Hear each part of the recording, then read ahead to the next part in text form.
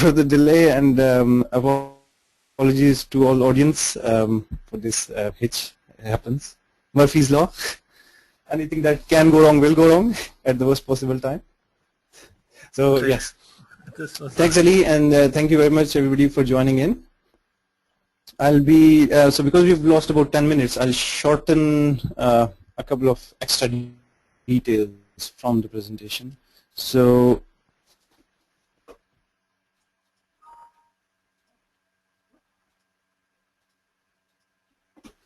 okay. So today's topic about succession planning, it's all to do with how we empower our organization to succeed and how we align it in a direction where the market, the competition, all sorts of innovation that's going on around us, how do we handle that pressure, the economic crisis that is around us. And with that, while competing with so many different and varying competition and organizations, how do we develop our leadership to succeed in this era and in the long term as well. So I'll be sharing some bits about the purpose, the practice, and the process of succession planning and development, because plans are no good unless we act on them. So we will discuss a little bit about planning, but it's more about how it's should be developed, what is the purpose of leadership development and succession planning, and then how some people in the industry are doing it already, and what is the actual process for us to align ourselves, what are the key bits that we can do to improve our succession and leadership development. So I'll tell you a little bit about my background. After this, I'll give you a couple of about 30 seconds to think about and ponder over this one statement. Albert Einstein defined insanity as doing something over and over again and expecting different results. Just think about it for a minute. Doing something over and over again. And I was talking to some of my friends who are doctors and consultants here, and they explained us a medical condition of this sort, which is obsessive compulsive disorder, OCD, obsessive compulsive disorder. And it was quite interesting to see that they mentioned it's inherent and it's almost universal that every human being has an obsessive compulsive disorder. Some people give up and some people try to manage it, but you can never get rid of it. And unfortunately, that compulsive disorder remains in our cells, and we spread it around in our organizations and the overall leadership. They try to do things the same way again and again, and they think they'll have better results. They think that they'll be able to achieve something different just by trying the same thing over again. So we'll come back to this later on. Please do keep this in mind. I'll give you a little bit of my background. Recently, we have been helping large corporates and startups alike in how to improve their innovation, their collaboration, and overall how to build an organization, how to grow an organization, and to make it sustainable. And in that process, we've learned quite a lot. We've worked in different verticals, including the financial industry, the civil service, and manufacturing. And most interestingly, we've been working with GE for the last 1.5 years. And this experience has been very interesting because this is an organization that has more than 300,000 people. And they are known to be one of the most innovative organizations in the world. And they are known to be one of the best companies to work for. Throughout the last few years, they've been ranked amongst the top. And still, they've engaged with us. They wanted us to help them steer their direction and develop a culture where they can improve overall empowerment and this alignment with the strategy, and all sorts of continuous improvement areas. And in that journey, fortunately, we did well, and we were nominated as Agile Best Agile Coaches of the Year Award in the UK for 2012. And we try to share those journeys, and from those we have developed some strategies and some methodologies. There are so many areas we help with. One of the key things that we will be talking about amongst all this on the screen that you can see is bottom right corner, which is develop leadership, bottom left corner, which is plan succession, and we'll touch upon the team morale and a little bit of other bits around, and better alignment of IT and business in the middle right.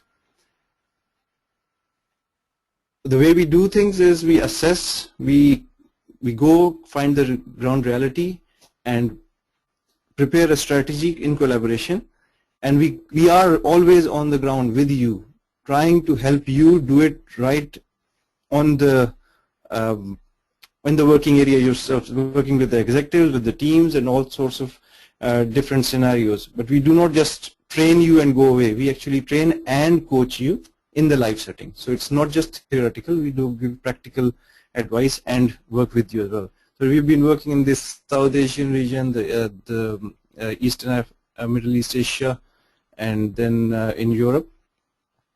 Book I've already mentioned.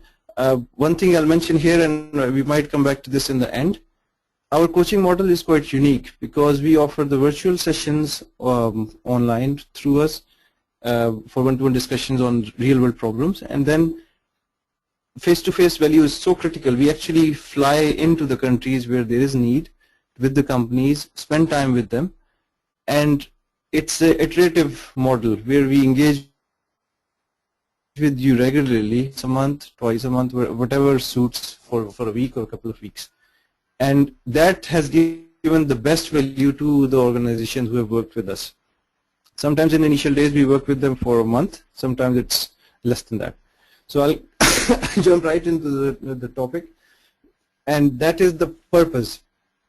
So let's think about what is the real purpose of leadership development. Why do we need it?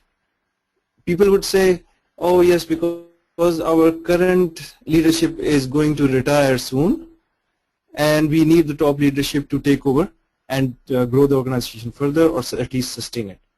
I say that there is much more to this challenge than just building the top leadership. It actually goes all the way from the top to the grassroots levels. Unless we think about it that way, our thinking is flawed. Why? Because why would you just develop the top leadership? How can you just develop top leadership when you don't know who is eligible and worthy to become a leader? And let's think about it as a game of chess. So in your windows, can you type an answer in? I'll give you 30 seconds to think about it. In a game of chess, what are the two most important bits? What are the two most important bits in a game of chess?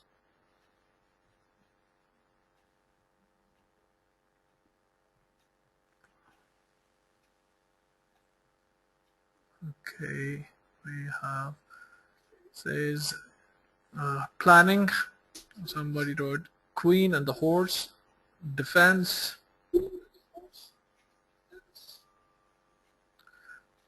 soldier and horse, strategy, leadership, strategy again,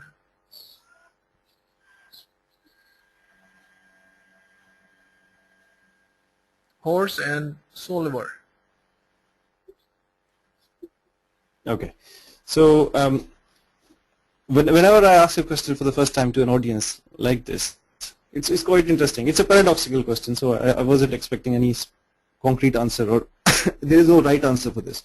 But the thing to think about from a strategy point of view, we have so many pieces, we have all sorts of king, queen, whatever, the horse, and you can name all of them in combinations. But the most important people are the two persons who are actually playing chess, not the pieces. And that is what we need to think about. our organizations have this next level of leadership, the managers, the delivery teams, and all sorts of members of the team. But the most important bit that we need to think about is how we want them to play. How do we want to develop a leader so that they can succeed? We have to lay down a foundation and enable them to lead well and to succeed well. And that has to happen at multiple levels. It can't just be at the top level and everything else will be sorted out. So do keep that in mind, and hopefully it will open up the horizons of our box thinking of, oh, because whoever I've talked to, mostly they say it's the queen and the horse. Now, yes, they are important, but we have to think a little bit at a little bit more higher level. So, from the classical definition of what is the primary objective of leadership, it's just two things. The way we empower, so it is actually to empower people in order to make decisions that are aligned with the strategy and vision of the organization. I'll repeat that. It is to empower decision making and to enable progress in a direction that is aligned with the vision and strategy of the organization. These are the two key components of a classical definition of leadership development or succession planning, why do people do additional bits or try to think of a silver bullet that will solve all their problems? It has to be developed and well understood and prepared really well. And you imagine empowering somebody and not giving them real decision-making flexibility or ownership. I've seen so many organizations, even in GE, in all sorts of organizations, the leadership talks about empowerment, but they are not willing to let go of their power. What does that mean? That means you are willing for somebody else to act on your behalf, but you're still not giving them the power to make the final decisions, even if they are wrong. The real empowerment is, yes, I am delegating to you, you are responsible, you are given full power to make decisions, and even if you make the wrong decisions, we are with you. Things do happen. Wrong things happen, but we learn from them. And that is a critical need for leadership development. You cannot expect a leader to develop without making any mistakes. Name any leader, any famous person who has climbed the ladder up to the top. They have made so many mistakes in their lives. The key difference is they always make new mistakes. Now, the other theoretical bit, and I won't take much time on this slide, it encompasses the key parameters of what succession planning involves. So starting from power structure to organizational structures and the stories and the rituals, anything that is happening within the organization has to do with succession planning. Why? Because if you're not picking up the cues of the stories that are happening within the organization, you're just playing blind and you're not focusing on or picking up on the symbols that are being showed to you of whether somebody is a manager or a leader. And there is a critical difference between a manager and a leader. Only real leaders have the ability to identify and appreciate those attributes. Most of the people find a place of complacency in a corporate ladder and ultimately stay there. The leaders who are going to the top, most of the people can recognize them by seeing how they work, how they engage with the people, how they make decisions, and how they stand up to the challenges when things are not going their way. And I'll give you a simple example of what's the key difference between a leadership and management from my point of view, and it's taken from Stephen Covey's 7 Habits of Highly Effective People. He defines that there is a group going in a very thick forest, and one of the person climbs up the tree and he looks around to find further direction, and all the followers that he has, they're following him and seeing his direction. and seeing his signs on whether to go forward or not. After a while, he climbs another tree and says, "This is a wrong jungle." And so that is a leader who announces that we are not going in the right direction. And the managers from behind, they're saying, "Shut up, we are making progress." And that is a dilemma. Most of the times, managers are trying to meet their objectives. They do meet their objectives without any real clarity of whether this is aligned with the strategic direction of the organization or not. Leaders are there to decide a direction in collaboration with the managers. The gap lies when leaders decide something and they ask managers to do something by email or by just saying, "Okay, we have decided this, you implement it." No, it has to be collaborative. Unless you engage with the people and give them a little bit of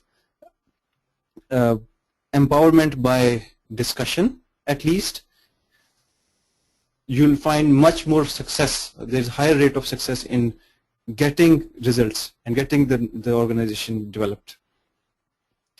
Now, the traditional way of how the leaders or the organizations progress is there's a big cycle or a big loop of feedback. What does that mean? We embark on projects within a portfolio. We start with the requirements, we finalize those things, we go into that, and it takes a lot of time and a long cycle for the results to come back. During that time, and I call that the gray area, the chasm that the team is trying to cross, so much happens. The economic crisis might hit in, the competition might have introduced something else in the meanwhile. This rude awakening in the middle, if you can see, is where the real test of an organization is. If you are just meeting at the start and the end of the program, when you say that we are embarked on a program and then it's a rude awakening and in the end that yes, we have tried to deliver but we cannot complete the project because we do not have enough resources. That is a typical scenario of 90% of the programs that fail, when there is no shorter loop or feedback cycle. Now this is to do with the companies that deliver products or projects. What happens from a succession planning point of view, the loop, the feedback loop that I'm talking about, that is missing in the succession planning as well. How? Leaders go to these seminars and read books and have these strategic discussions with the top leadership executives, and they come up with ways of, okay, yes, we'll improve the culture this year, and all. They generally come up with the 3 key focus areas for any organization. Now, if they expect that to be implemented, what organizations do is, okay, my yearly objectives are, I need to address the 3, let's say, culture, innovation, and cooperation this year in my division. They'll cascade that to the management. The managers have their own objectives, they are aligned with this again, and then the next level, and ultimately even the person who's delivering something from a grassroots level, their objectives will be aligned somehow with that. Unless you have a shorter loop feedback cycle where you meet up and discuss what the progress is, what's the point in starting and defining a direction at the start and meeting after a year and saying whether something happened or not? Why not meet regularly and see where we are going, what is going well, what is not going well, how can we improve? Unless those cycles or those interactions exist, the real leadership cannot make progress. And this is an inherent process of developing leadership as well. And one of the archetypes, or I generally use this stereotyping method of defining an organization. So there are organizations like where all the decisions are made on the top, and when you make all the decisions from the top, the people, the subordinates, they are forced to accept and progress on those decisions. Now that is one type of organizations called hierarchical organization. There's another type which is egalitarian, where all the decisions are made by the subordinates together, and it's a communal kind of organization where leaders do not make decisions on their own. They always engage and actually to empower too much. So both of these are two extremes. One hierarchical, where very few people are taking all the decisions from the top, and the other one is egalitarian, where everybody is taking all the decisions from the bottom, and the top leadership is not finalizing or giving a strategic direction. Both of them are flawed if you use them in isolation. What we tend to do is to build a hybrid model where some decisions are to be made by hierarchical power while engaging with the members as and when needed basis. And those in this knowledge economy, there are people who are experts. Those have to be engaged, and their opinion is sometimes the most important, and they are generally least vocal. If they are asked for a technical or a very complex idea, they will explore everything and give you all the decisions in the right direction. But if you don't engage with them, they don't bother. They are just working there. They're enjoying their time and solving complex problems. A right combination of these three, egalitarian, hierarchical, and competitive, gives us a very good chance, and is still a chance, that the succession or the next level leadership can be developed and the organization progresses on their delivery. I'll explore that a little bit further in the second section. So moving on, excuse me. So let's have another activity quickly. If you see on the screen, these are the geese flying away, and there's a very, very strong leadership lesson that we need to learn from the geese. When they fly hundreds and thousands of miles because of the change in weather, what do you think? Do you think that the leader says, let's say on the left, the first goose on the left, would that person lead throughout the journey of hundreds of thousands of miles? Or would this leadership rotate? I'll give you about 30 seconds to think about it. Does that leader lead throughout the journey? I'm talking about geese specifically in this case.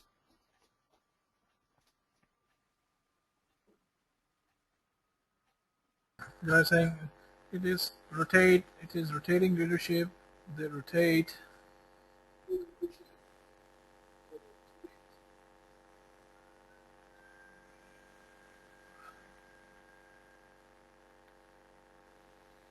Mostly, somebody even put in the chat box, rotate. Yeah, so it's rotating is the word that is coming up. They rotate periodically. Rotate, okay, very good. Okay, good. So yes, it does rotate. But how does a goose on the top or in the front decide who to delegate to, who to succeed to? There is an inherent succession planning going on throughout the journey. Not everybody gets a chance. The leaders are chosen by the person who is at the lead at any given point. And it's not always that the top guy says, oh, I'm getting tired, can you please take over? It's more of there is a will from the followers to lead as well. So what happens is, during the journey, because it's a very heavy resistance and they get tired, and it's a very, very long journey, on their own they cannot reach their target.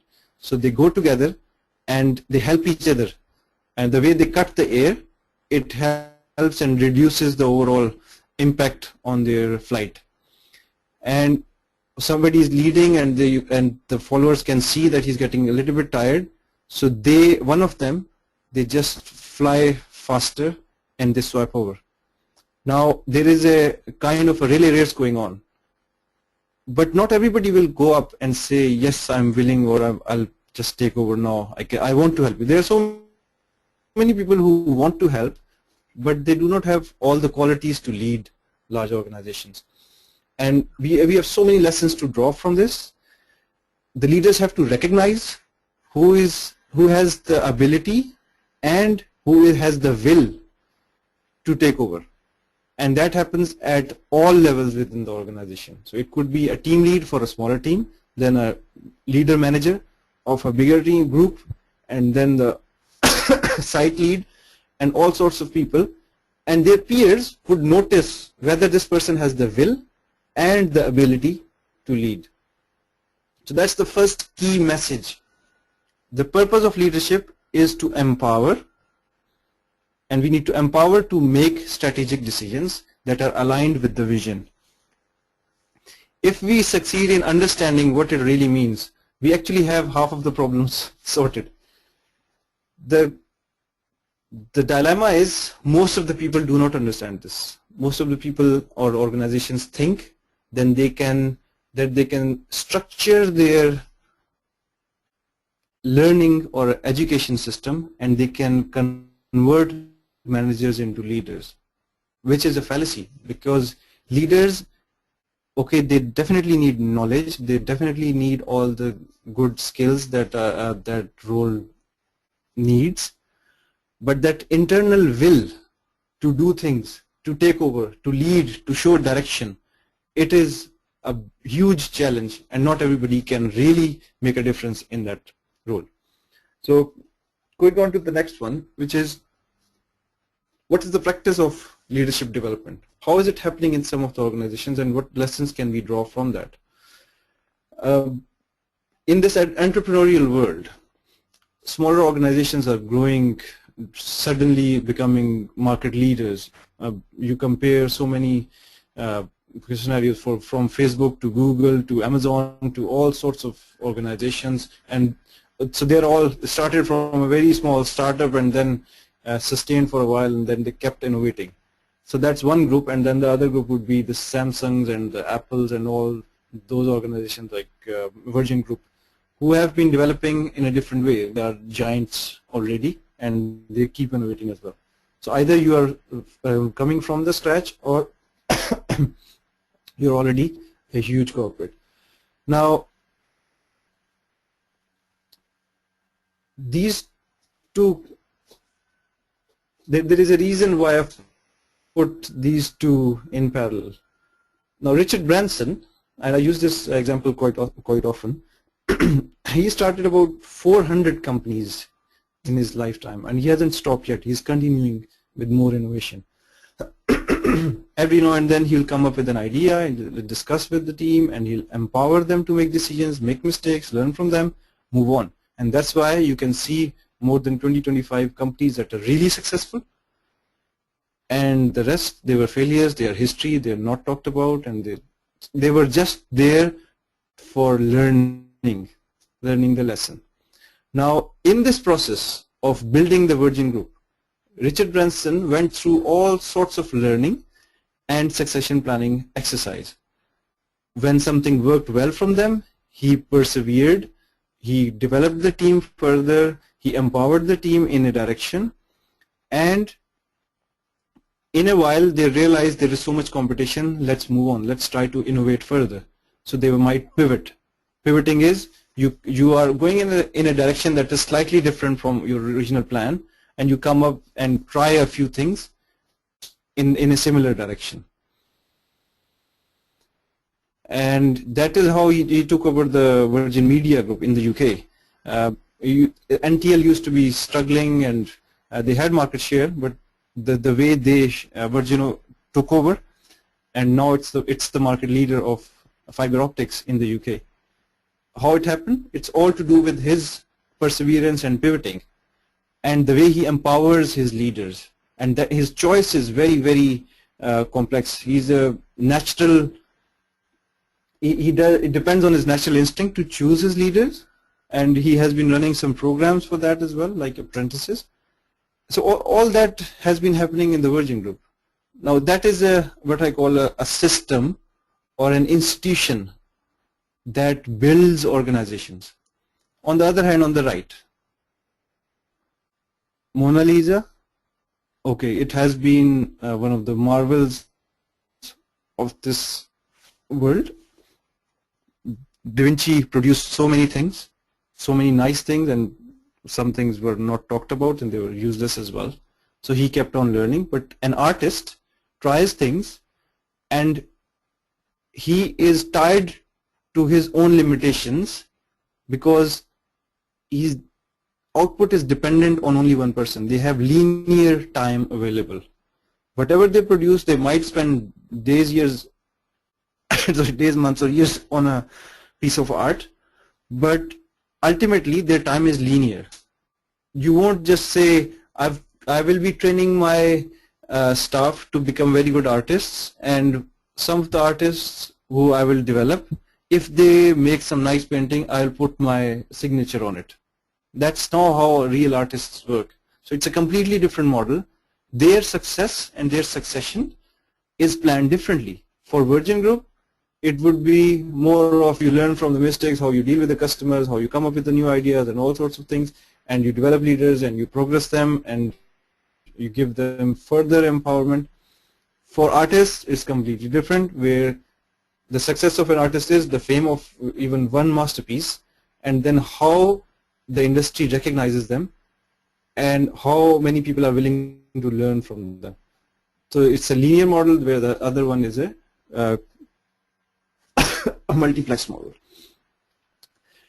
Going on to what is one of the key things that they use to develop themselves. Nobody can manage others or make progress unless they have a good control on their own mind. You might have noticed there are so many leaders who are very bad managers, and that is universally true. The bad managers struggle, bad leaders struggle as, leaders who are struggling as bad managers is because they are not organized themselves. And my personal preference is generally is not to give managerial role or managerial tasks to the naturally born leaders who are there to think and give direction. However, the learning experience that they need to take has to be through this managerial ownership. What does that mean? What I'm saying is a leader cannot be just a thinker. They have to follow a process of going through the organization, through the ladder, and play different roles within the organization, even some roles that they're not very good at, but the way they react to their failures in those roles, those define the power of a leader. That is what GE does. GE actually develops leaders from within, and they try to see how they handle failure. It's so critical how you manage your own mind in the scenario of a failure, that people who are very, very used to success, they cannot handle pressure most of the time. When I say pressure, meaning when things go wrong, and in a normal scenario they can have preventive measures in place, they can learn from them. However, those who have experienced failure, there's a much higher chance that they will be able to handle such a situation. Now, this is statistic from Leadership Development Fact Book. Most of the organizations, when I say organizations, a global survey, 60% of the managers are developed from within, and 52% of the executives are developed from within. Now, what does that mean? Means most of the leadership that we see has been developed in-house, and that also means there is attrition.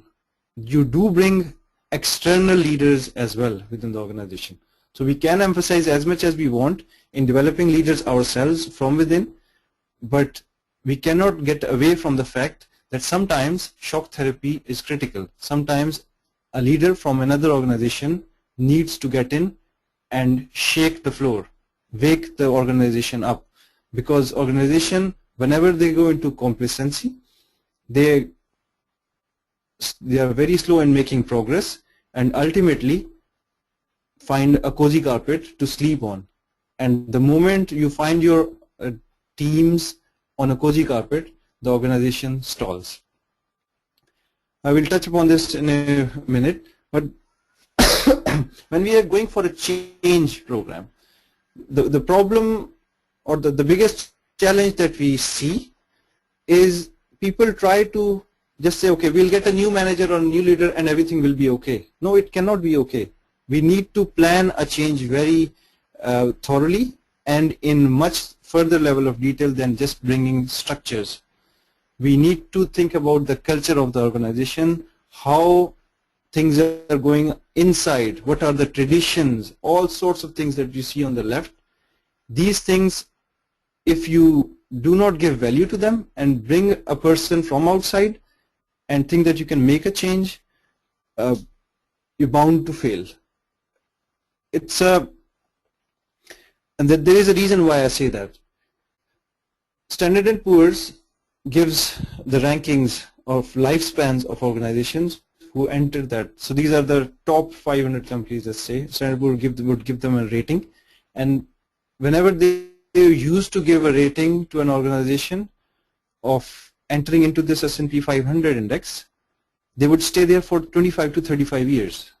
Now with the drastically moving and changing and evolving world right now in the economic crisis, things have evolved and the lifespan has been reduced to 10 to 15 years, and it's being reduced very quickly in the coming decade more. I have a feeling it will be 8 to 12 years within a year or so. It's going so fast that whoever is on the top is being met by his competitor or somebody new, and they take over the market. And you can see that has happened. What happened with the Nokia? They didn't notice their burning platform. Who would have thought in Nokia 5 years ago that Apple will be competing with Google to take in their duopoly? How can you, if you are, let's say you were in that state, you were part of Nokia at that time, would you think about anybody taking away 90% of the market share? It's very, very difficult to comprehend.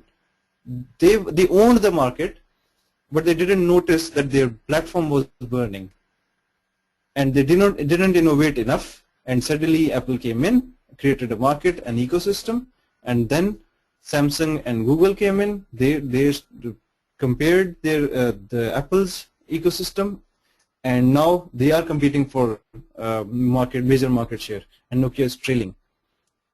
Recently they have finally woken up, collaborated with Microsoft. Hopefully they'll come up with something amazing and become the third player. Right now they've lost so much that nobody even considers them as a threat right now. Now how and why did Nokia struggle? It is actually rooted in the decision making. Now the 4 key types of decision making that need to be recognized by the organization and by the leaders defines how the organization will grow and will develop their leadership. The 4 things are: the first one, authoritative. If the decision making in an organization is just authoritative, they will struggle, because this will form a hierarchical structure in the organization, and the subordinates will wait for the decisions to be made for them because they do not have any say in that direction. The other one is democratic. Now in a democratic, we know majority wins. Even if majority is wrong, you have to take the decision. It doesn't work all the time. You come to the next one, which is consensus. You depend on all the subordinates to decide. If everybody agrees, then we agree. Now this is the most bureaucratic decision making process. Sometimes it's needed, but most of the times in an organization, if you find consensus, that means they are bound to fail very soon. And the last one is consult, which makes most sense, and it has to be worked in combination with the other methods depending on the power of that leader. That leader has to make sure that they consult with the key decision makers and the empowered leaders but still makes a decision based on his or her best judgment, and they can be wrong. The problem with the current decision making process and the leadership is they go and fix their mindset into one method of decision making. It is imperative that we keep rotating and choose the right method to make decisions. Not only making the right decisions, but choosing the right method of decision making as well. Now I'll come back to another activity. What do you think is, so based on what we've just talked about, the kind of decision making and all sorts of empowerment and things. Let's say this is a rowing team and they want to change direction. They want to move a little bit on or let's say to the right. What do you think is the most important thing to consider for the team? What do you think is the most important thing to consider for a rowing team to change direction? Synchronization. I'll read the names also. Dr. Mahmoud Al-Najjar wrote synchronization. Muhammad Karim Allah wrote teamwork. Dilip Gopala Krishnan wrote rear swing. Brother Abdullah Wajahat wrote communication.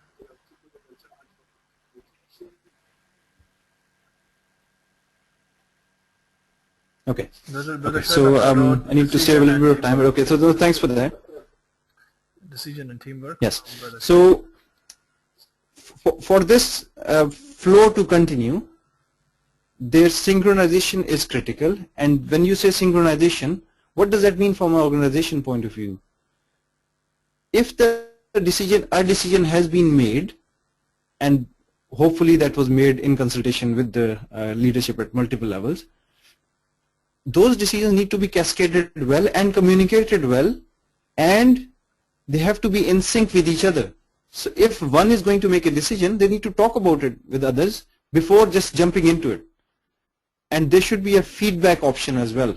Now if one of these rowers becomes out of sync, do you think this boat will progress? Out of these four, one of them just gets out of sync by, let's say, half a second. They'll actually hinder progress. Now sometimes that is good, sometimes that wakes the organization up, sometimes wrong decisions come from the top and somebody else not agreeing gives a resistance and you ask those awkward questions and people actually wake up. But most of the time, if decisions are made, well thought of, when they're cascaded, people need to make sure that they are in the loop. The leaders have to make sure that the teams are on board with decisions. Unfortunately, that is one of the common problems with the organizations, that they fail to recognize the importance of collaboration and working together and coming up with the ideas and sharing the thoughts. So the lesson that we learned from this one is we keep making new mistakes, but that is all through collaboration again. We do make mistakes, we learn from our mistakes, and let's say in rowing we went out of sync. Okay, we could have gone out of sync once, but it is our responsibility to learn, discuss about things and make sure that that doesn't happen again. Some other problem, making new problems is fine, making new mistakes is fine, but if we make the same mistakes again, that means we are stalling the progress of the organization. Now I'll quickly go to the next one. I can see that I'm running out of time in about 10 minutes.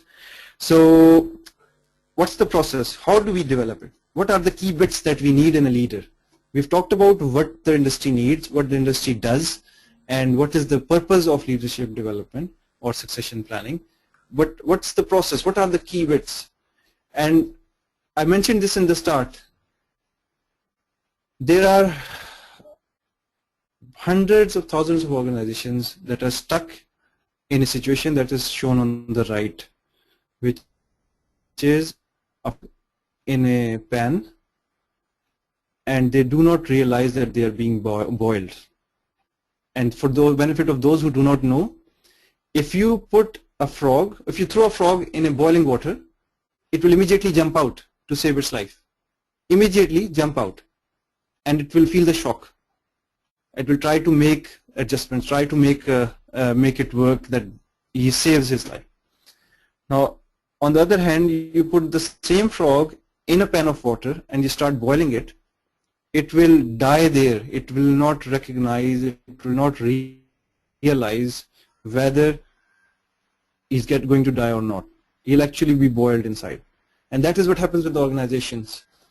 Our teams, our subordinates, all the people around the leaders, they are in a complacent state. They are stuck in a pan of water that is being boiled. And when I say boiled, there is competition, external and internal. There is economic challenge. There are so many priority issues. All sorts of things are happening.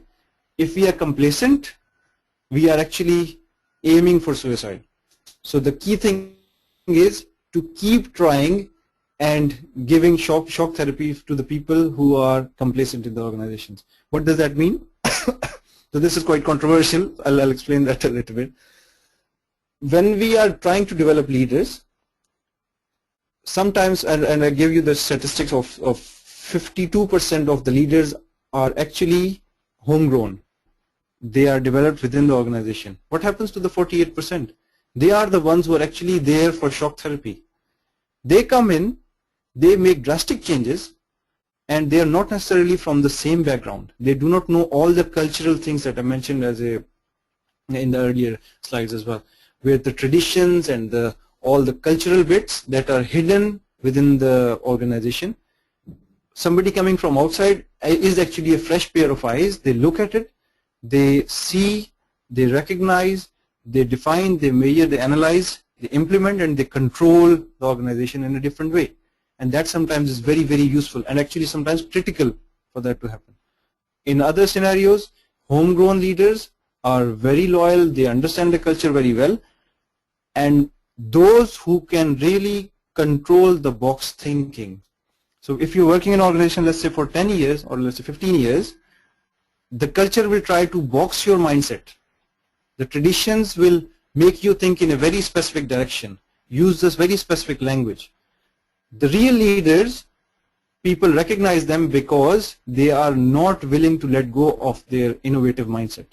They will not accept the traditions, they will keep challenging them, and that is one of the key identifiers of real leaders for the organization, who are doing well in the organization and not agreeing to the norm all the time. And those are sometimes shock therapy ones, or the ones who recognize that the pan is being boiled. So the predictable path to success does not exist, and that we know because there is no right answer. We need to find the right combination, and that is different to all organizations. So some changes need to be made, and the first recommendation of process of building leadership or succession planning is the leaders need to get involved. They need to get their hands dirty. They need to be with the teams. You cannot just sit inside a room anymore and expect the teams to deliver out-of-the-box solutions. If you are expecting that to happen, that means you are expecting box thinkers to make progress for you, and there will be a disjointed implementation of ideas. The vision will be in one direction and the management will be, and the delivery will be in another. So the leaders need to be involved. They need to engage with people at different levels, or actually up to the grassroots levels, and manage their bandwidth accordingly.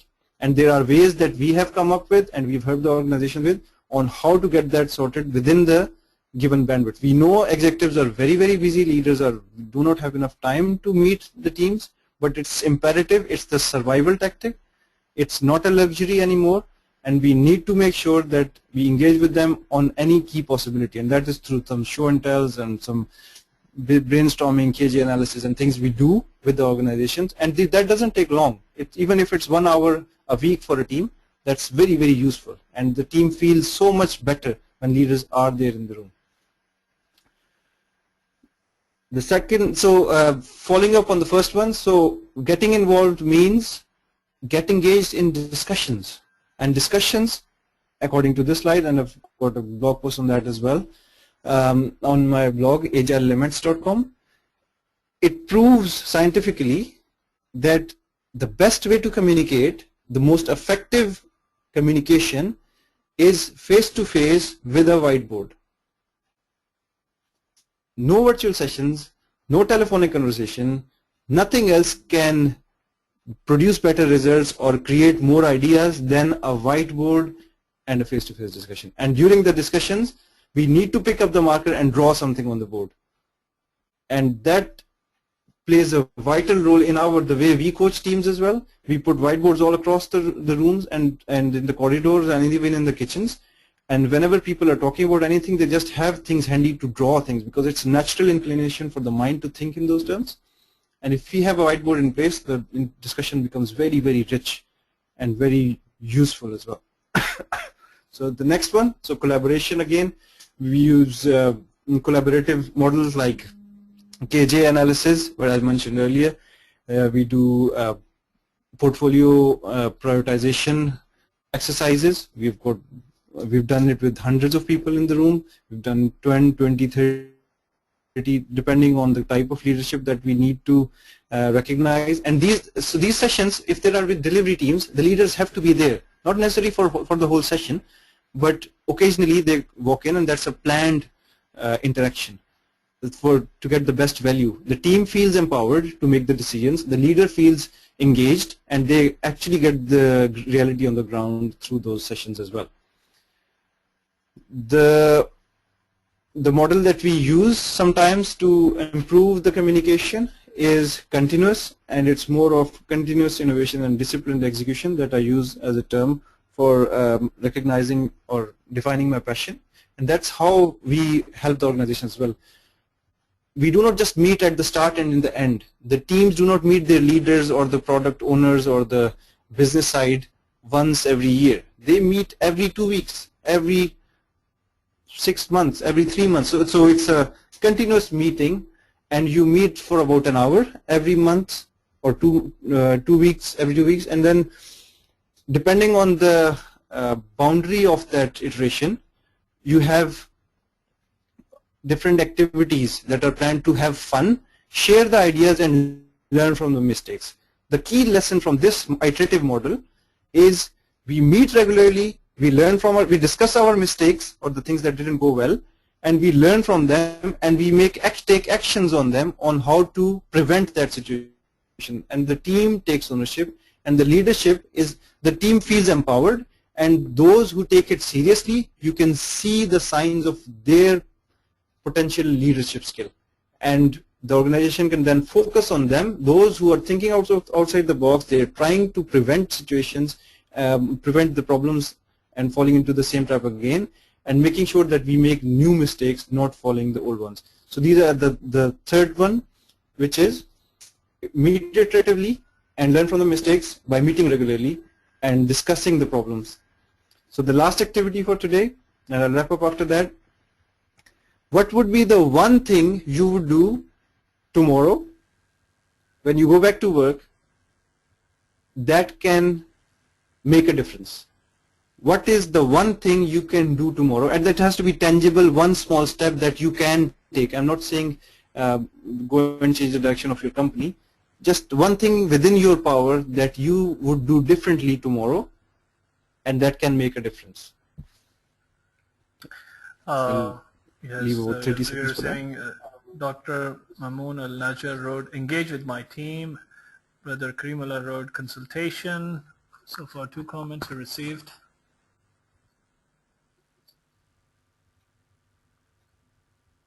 Okay.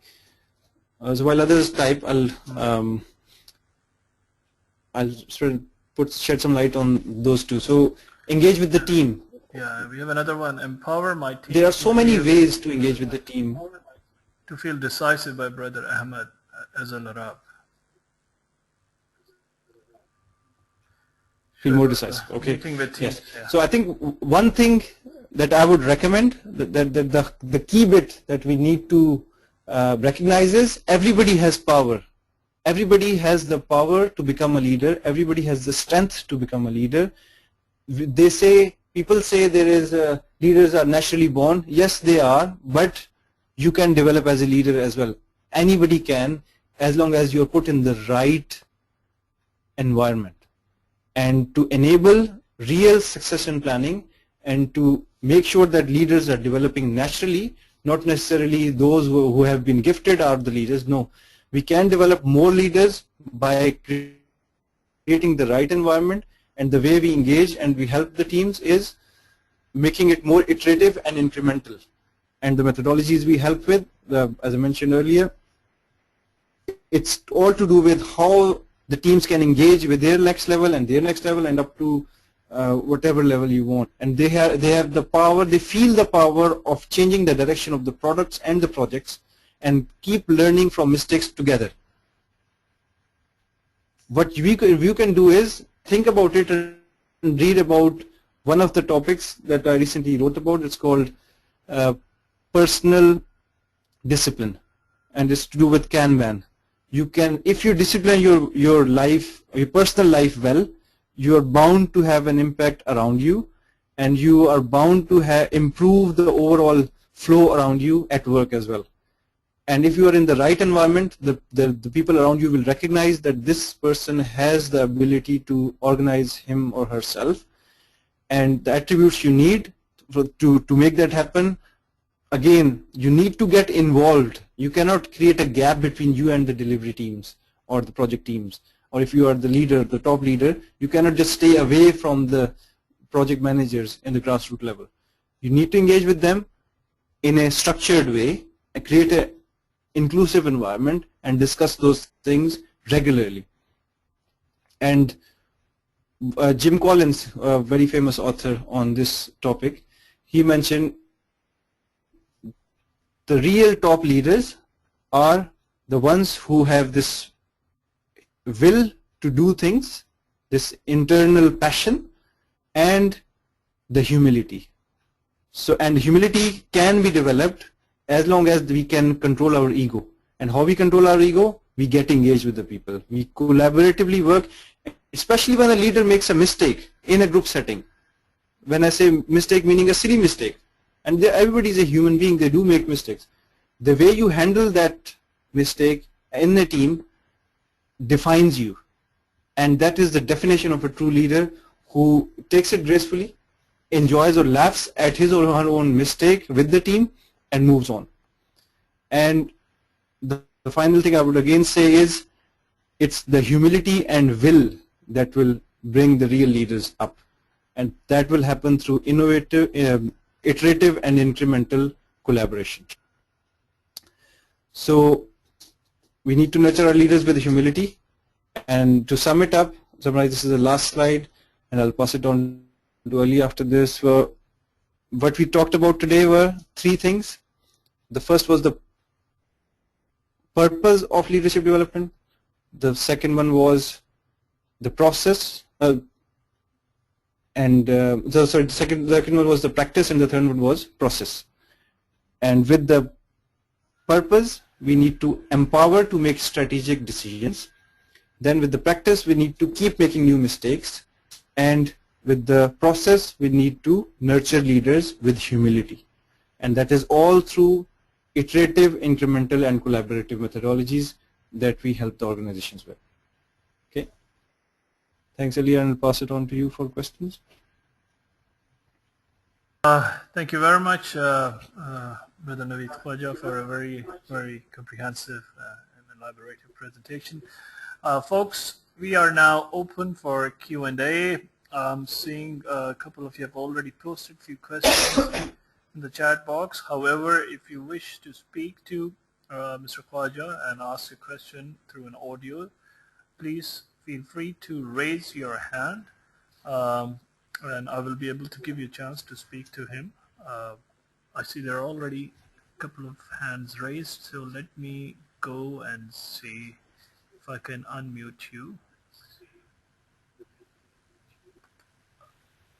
Yes, Dr. Abdullah Al-Dairi, you raised your hand, sir. Would you like to speak to Mr. Khwaja, or I've noticed that you have also inserted your question in the chat box. Dr. Abdullah Al-Dairi, can you hear us, sir? I believe, let me read the question that he has put it in the chat box then. how can you unify a team of different nations and cultures and different scientific backgrounds?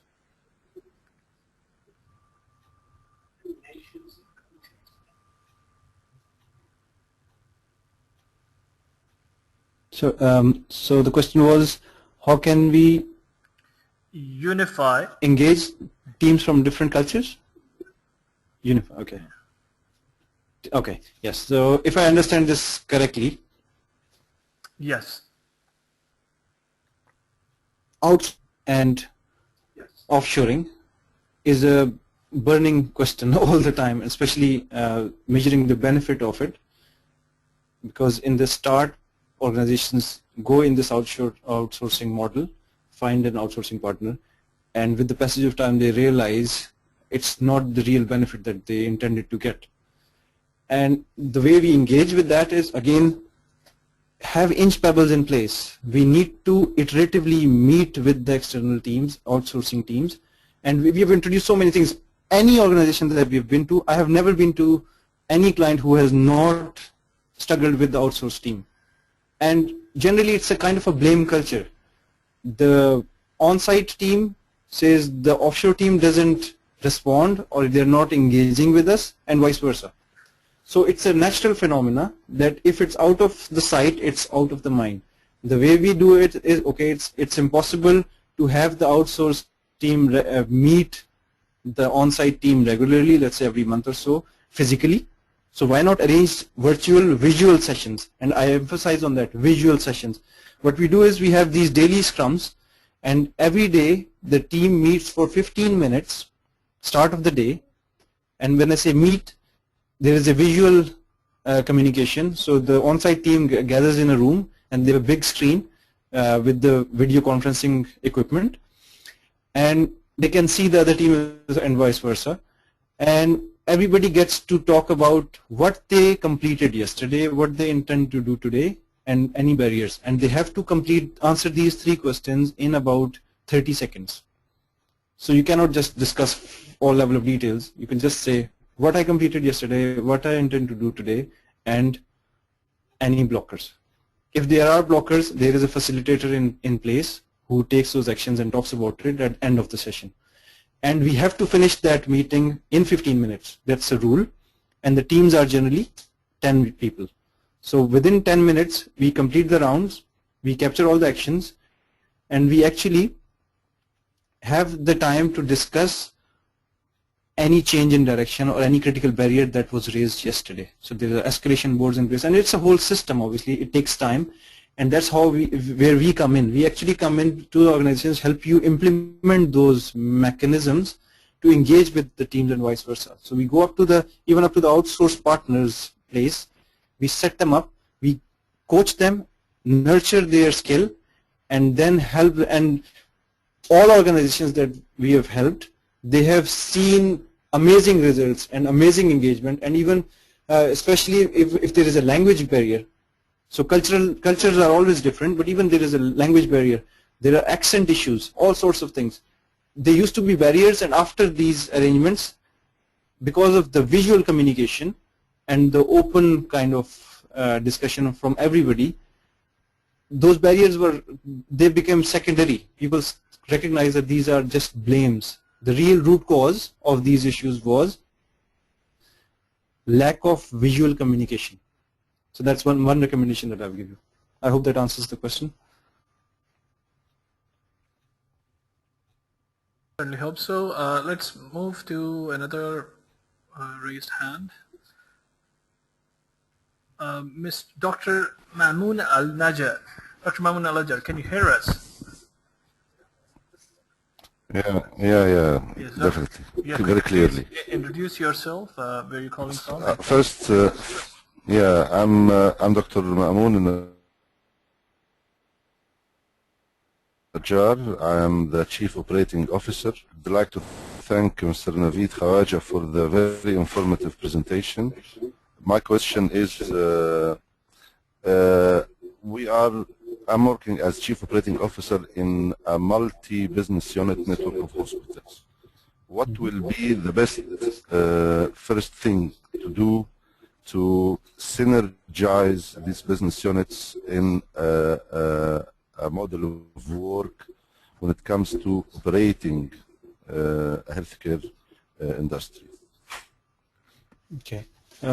Thanks for the question, and I'm really glad that you liked the content. Now, there is no direct or simple answer to this such a simple complex situations. You are a CEO, you would know much better. This is an extremely complex situation. However, the basics are the same. The foundation or the root cause is the same. It's the lack of clearer communication that is iterative in nature. Now what happens in some organizations is the business units operate in isolation and they treat themselves as independent of the overall big corporate. Now in your case, this is the bigger organization. Now when they start treating us versus them kind of mindset, when they think about in those terms, there is an inherent gap in their relationship, and the ultimate result is much less than what it should be. So the organizations actually, instead of nurturing or helping each other synergize, they are actually having this negative impact on each other. What happens is that when they meet in the, let's say there's a company dinner, you arrange a big dinner and invite all the key leaders and managers in there, or let's say teams as well. You will see the silos in there. People will not talk to each other because they're not comfortable, because they feel that there is a boundary, a hidden boundary in there, and they're not open to that communication. As a leader, one recommendation that I would give you is to have regular sessions with them and informal ones with different teams, different people every time. Just visit them, let's say once a month for an hour. Even if it's 1 hour, it's fine. But meet with them in a casual setting and ask them what they think their problems are, what they think can be changed. And you will see, you might get the same answers that you already know. You might get the same root causes that you already know. But the way they will behave and the way it will bring positive change within the organization, you'll have to see it to believe it. The moment leaders step down into such situations and give others, or especially people at the grassroots level, an opportunity to speak about the ground reality issues, you will realize how happy they would be and how engaging they would become, and ultimately you will find the ground reality issues and will be able to address and prioritize them accordingly as well. So that is a very simple recommendation that I can give you. But from a structured approach point of view or a strategy to address such a thing, I'd be more than happy to discuss it anytime later this week or whenever you feel free. And we can have I need to know a little bit more about the organization before saying what direction would really work for you. Naveed, thank you very much. This is really great advice. Thank you very much. Okay. Thank you. Thank you very much, Doctor, for asking the question. Let's move to another participant who has raised a hand. Brother Abdullah Wajahat, can you hear us, sir? Apparently you have raised your hand. Brother Abdullah Wajahat? Okay, let's move to the chat box. We have a number of questions now posted. We have a short one from Brother Muhammad Karimullah, who has asked, what is the difference between practice and process? Okay, so practices are very, very small tangible steps within a process, and they are all supposed to be aligned with principles. So the real question is, what's the difference between principles, practices, and processes? And they are in that hierarchical order. Principles are very high level. You cannot implement principles directly. You need processes for those principles to be enabled, and the processes are a combination of practices that work together in synergy to produce results or take you in a direction that is aligned with the principles. Practice is the smallest bit, process is the next level, overarching thing, and then the principle is the high level vision of where we are trying to go. I hope that answers the question. Yes, I hope so. Let's move on to another one. Brother Naveed, we have a number of them and we're running short of time, so let me read quickly. From Dr. Muhammad Awais. For the succession audit, could you please explain a bit more?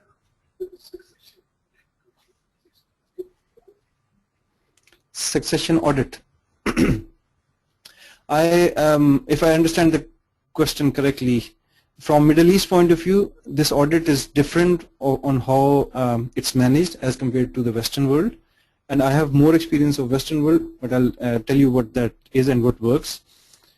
The peers actually recognize other peers. So peers actually recognize the leaders themselves.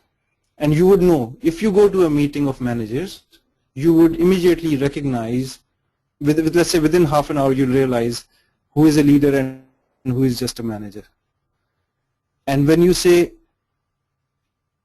they recognize, they actually know this person does not always think inside the box. He's not just following a process. He is actually thinking of the results. The innovative leaders, they are generally only after the results, even if sometimes they have to break the process to get the results. I'm not saying that's a norm, but most of the leaders you will see, they'll be rebellious and they'll break the process for the greater good. So sometimes it's good, but most of the time it disrupts organizations as well. Now, to create that audit or to place those things in, I mentioned a little bit about how the objectives of the organizations work, the appraisal process. Each and every appraisal, when you do even a 360-degree appraisal with the peers and the top leaders and the subordinates, you need to have the measures in place on what success looks like. The problem with our appraisal system is it's not sometimes not tied to the objectives of the organizations, and on the other side, sometimes it's nothing to do with the results of the overall department or the division or the delivery that they are contributing to. That tie needs to be created, and that auditing of how this person has contributed well just to follow the process and how they have tried to get the results by being unique. Those measures need to be in place of the appraisals and the auditing overall. There is no direct way of just saying, yes, if this person does this, or he has passed the test and he fulfills all the criteria of being a leader. No, it's a gradual process, and the peers have to recognize that this person is a born leader. It's actually not a born leader, they actually developed during the process. I hope that answers the question. Again, hope so. Let's move to another one from Brother Muhammad Hablas. Leaders who are hired from outside the organization can easily give a shock therapy. How internal leaders can do shock therapies? This is from Dr. Muhammad Hablas. Very interesting question.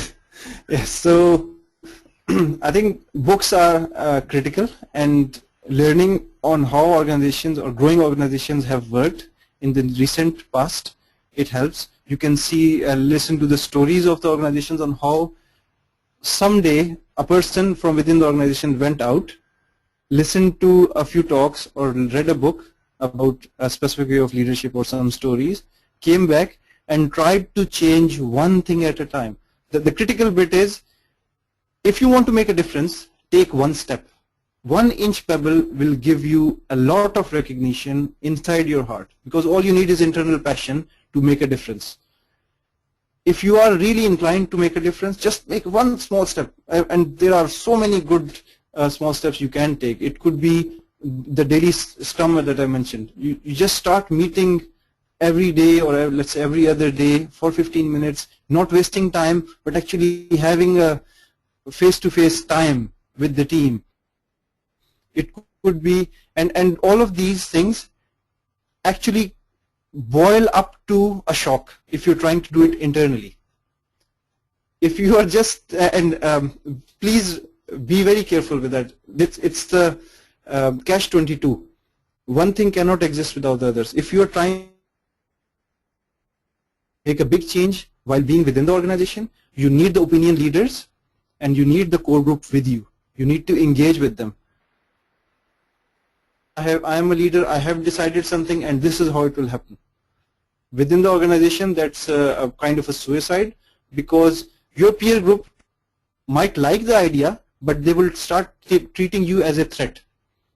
So it's much better and easier for external people to come in and give you shock therapy, give the organization shock therapy, and especially the coaches and the other people like us who come into the organization and ask those awkward questions.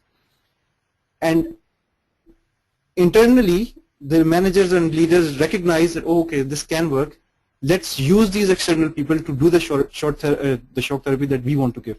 So instead of you becoming a bad name within the organization or a threat to your peers, use external people to do it. If you want to do it yourself, you need to make sure that there's a core group with you, and you get the opinion leaders with you as well, and you start making inch pebble moves. Okay, I hope that answers the question.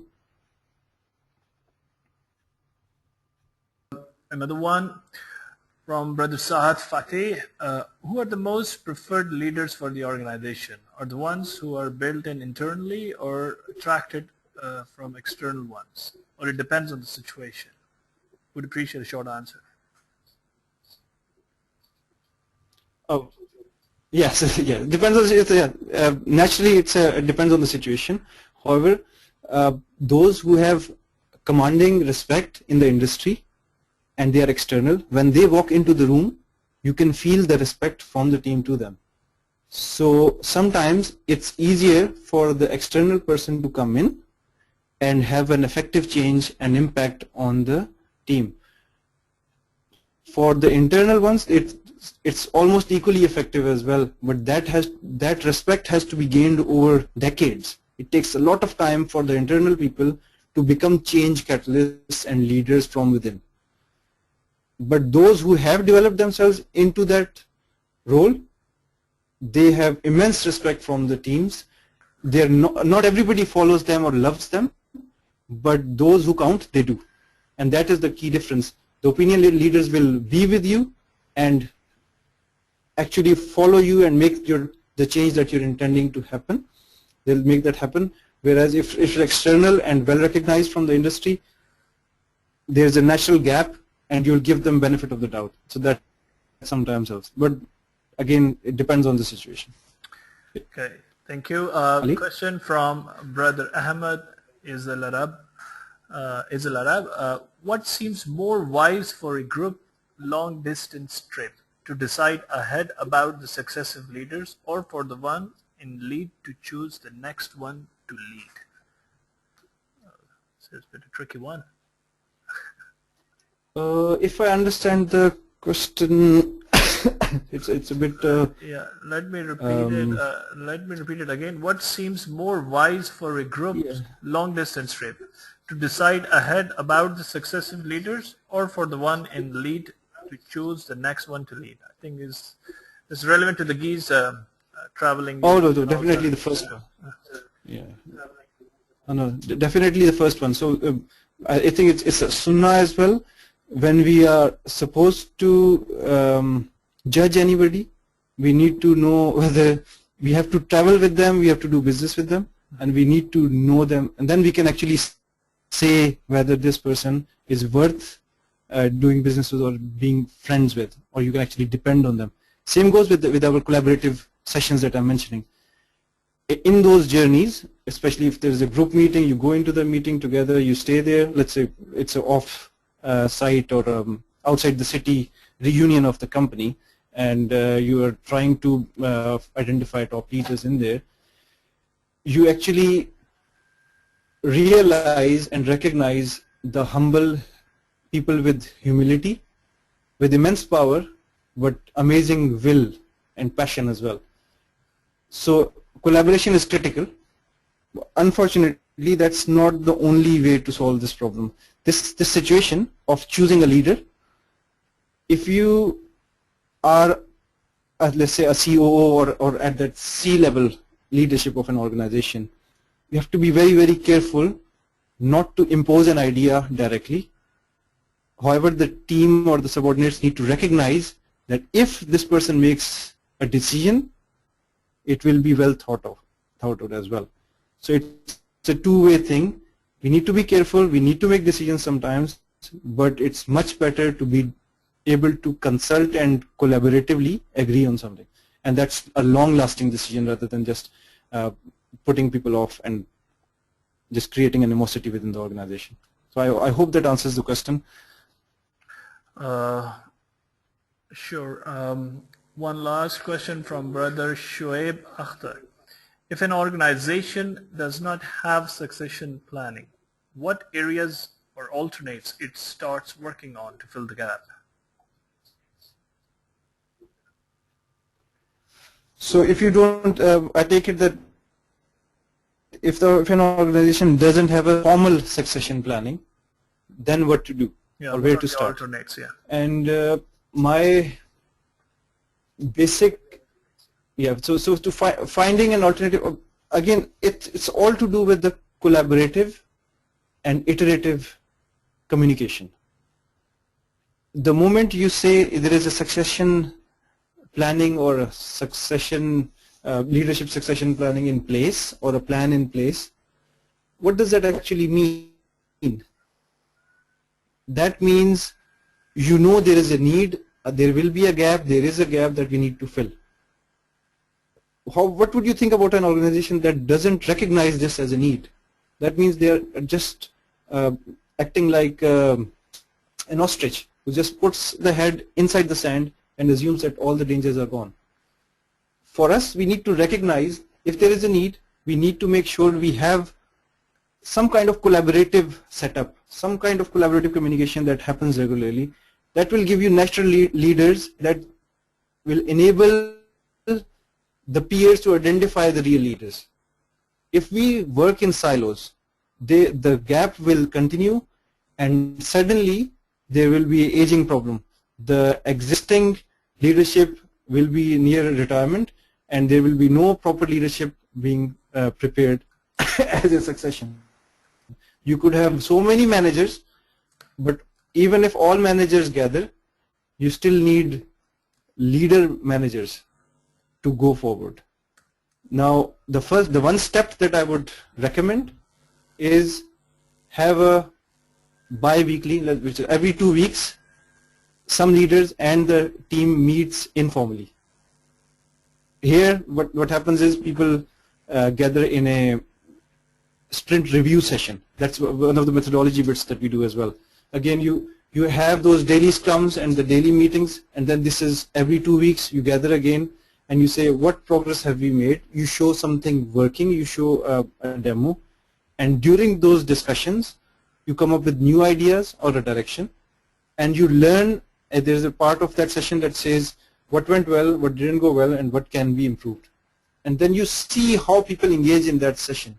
Those who are passionate, those who are thinking outside the box, they will themselves, because only those who care ultimately become leaders.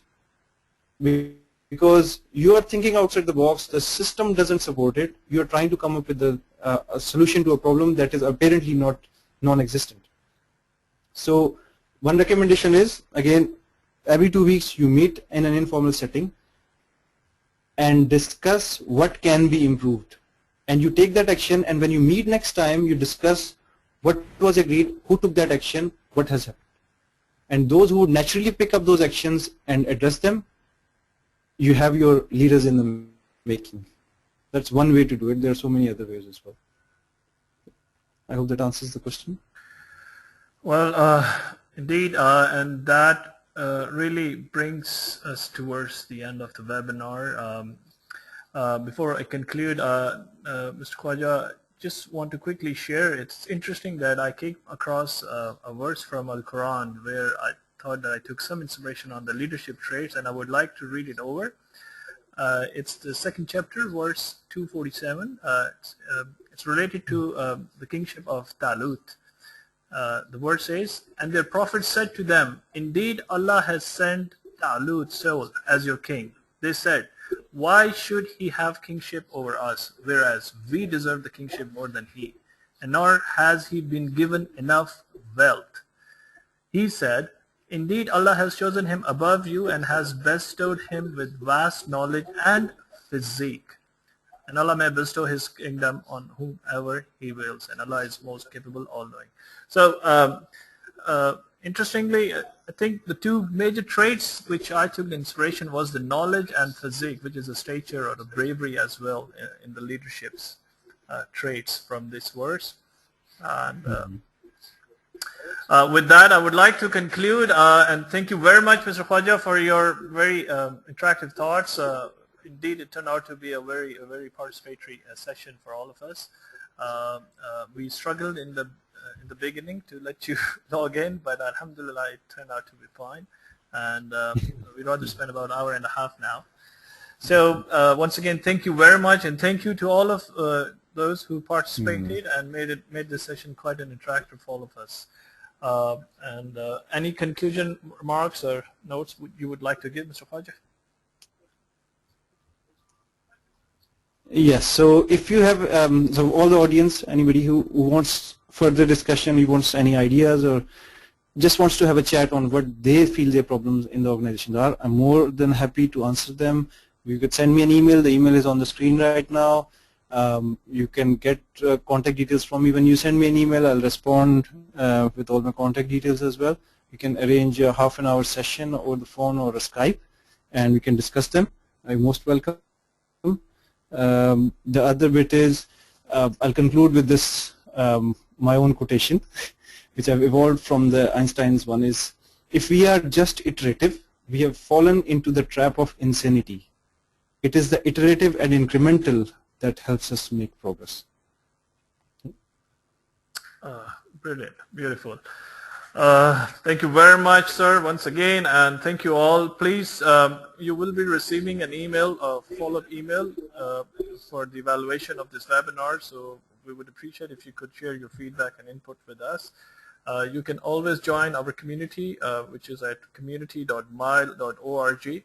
I think Naveed Khwaja has also shown some interest, and he will be moderating the community on Agile and Lean Transformation, inshallah, very soon, which we are in the process to building one for him, a practice area on Miles community.